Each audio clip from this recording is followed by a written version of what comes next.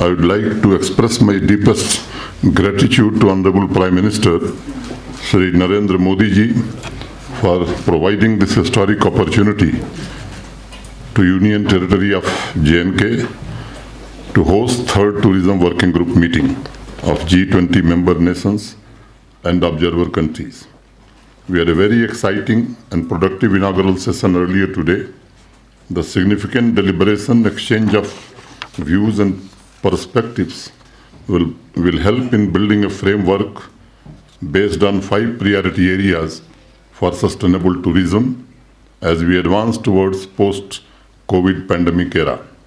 हम अपने डेलीगेट्स को, अतिथियों को गुलमर्ग ले जाना चाहते थे, उन्हें उसकी प्राकृतिक सुंदरता भी दिखाना चाहते थे, लेकिन लॉजिस्टिक्स की समस्या और समय की कमी के कारण इस बार ऐसा नहीं कर सके। इसमें से कुछ लोगों की इच्छा होगी तो उन्हें हम जरूर ले जाएंगे।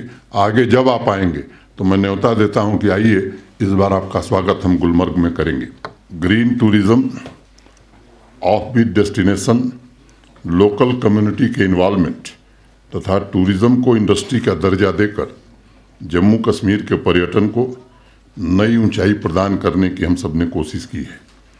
3 दशक बाद नई फिल्म नीति, आधुनिक बुनियादी ढांचे और ईज ऑफ डूइंग बिजनेस सहित निरंतर सुधारों ने जम्मू कश्मीर को फिल्मों की शूटिंग के लिए एक पसंदीदा डेस्टिनेशन में बदल दिया है, जो अर्थव्यवस्था को भी हमारी मजबूत कर रहा है और लोगों को रोजगार के अवसर भी प्रदान कर रहा है।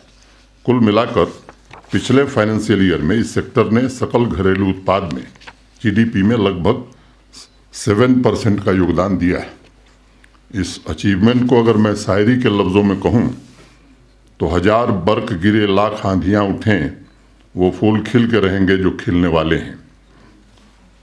मैं पूर्ण विश्वास के साथ ये बात कह सकता हूँ आज कि माननीय प्रधानमंत्री श्री नरेंद्र मोदी जी के मार्गदर्शन में जम्मू कश्मीर तेजी से अमन और तरक्की के रास्ते पर आगे बढ़ रहा है। होल ऑफ गवर्नमेंट अप्रोच के साथ पड़ोसी मुल्क द्वारा स्पॉन्सर्ड टेररिज्म के इकोसिस्टम को लगभग सफाया करने में हमने काफ़ी हद तक सफलता पाई है। आज का जम्मू कश्मीर हड़ताल, अलगाववादी या पत्थरबाजों की भूमि नहीं है, यह शांति और समृद्धि की ज़मीन बन गई है। अब पूरे वर्ष स्कूल और कॉलेज खुले रहते हैं। हमारे नौजवान कैरियर पर पूरा ध्यान दे रहे हैं और अपने सपनों और आकांक्षाओं को पूरा करने की हर कोशिश कर रहे हैं। आज का जम्मू कश्मीर भारत के संविधान द्वारा शासित है, जिसने कानून का शासन और आम नागरिकों की सर्वोच्चता स्थापित की है। यहाँ जमीनी लोकतंत्र काफ़ी ताकतवर हुआ है। 3 टियर पंचायती राज सिस्टम, त्रिस्तरीय पंचायती प्रणाली ने नीति निर्माण में लोगों की भागीदारी, विकास में स्थिरता और निरंतरता सुनिश्चित की है। और इस जन भागीदारी के महाअभियान में हर नागरिक यहाँ का कह रहा है कि परों को खोल जमाना उड़ान देखता है, परों को खोल जमाना उड़ान देखता है, जमीन पर बैठ के क्या आसमान देखता है। जम्मू कश्मीर का ग्लोबल मार्केट के साथ इंटीग्रेशन हुआ है, जिससे हमें आगे भी बेहतर संभावनाओं की नींव रखने में मदद मिल रही है।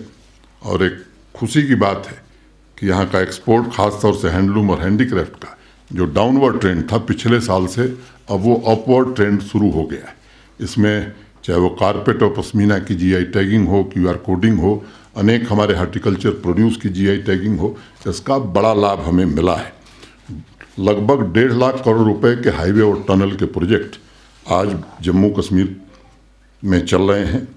मेरी ख्वाहिश कहें या हमारे प्रशासन का लक्ष्य कहें, वह पीस, प्रोग्रेस, प्रॉस्पेरिटी और पीपल फर्स्ट है।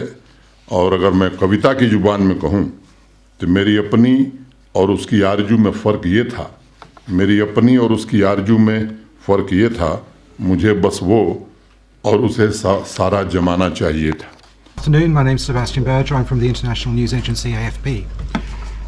The Pakistani Foreign Minister, Bilal Bhutto Zardari, has been talking about the G20 working group meeting taking place here again today. He says that India is, and I quote, abusing their presidency of the G20 to push their colonial agenda, but if they think that by holding one event in occupied Kashmir they can silence the voice of the Kashmiri people, then I believe that they are truly mistaken. He also says, one of the most militarized zones in the world can never be seen as normal. Can I get your response to those comments, please? Is Kashmir normal, and do you represent a colonial agenda? मुझे लगता है कि हमारे पड़ोसी देश को अपने लोगों के खाने पीने का इंतज़ाम करना चाहिए, ज़रूरी चीज़ों का इंतज़ाम करना चाहिए। नागरिक सुविधाएं वहाँ बहाल हों, ये आवश्यक है। भारत इन सब चीज़ों को पीछे छोड़कर बहुत आगे आ गया है, और मुझे लगता है कि G20 की प्रेसिडेंसी हमारे लिए गर्व का विषय है, और यूनाइटेड नेशंस के ढेर सारे प्रतिनिधि आज यहाँ मौजूद हैं। वो इस बात को दर्शाता है कि पूरी दुनिया चाहती है कि भारत इस तरह के आयोजन करे। Yeshi Seli from the New Indian Express. After the success of this G20 meeting in Srinagar, are you planning to have any other event of this scale, of this international scale in Srinagar? And secondly, have any of the delegates shown interest in coming back for tourism or filmmaking to Kashmir? देखिए, एक तो मैं बार बार delegate से नहीं मिल रहा हूँ, ये बात सिंगला साहब ज़्यादा बेहतर बता सकेंगे, लेकिन अंतर्राष्ट्रीय स्तर के आयोजन सामान्यतः भारत सरकार की पहल पर होते हैं। अपने जम्मू कश्मीर प्रशासन की पहल पर अभी हमने यूएई से काफ़ी लोगों को बुलाया था। इन्वेस्टर्स समिट हम करते हैं, बाकी कंट्री से भी लोग आ रहे हैं। आगे हमारा एक डेलीगेशन यूएस भी जा रहा है, तो हम कोशिश कर रहे हैं।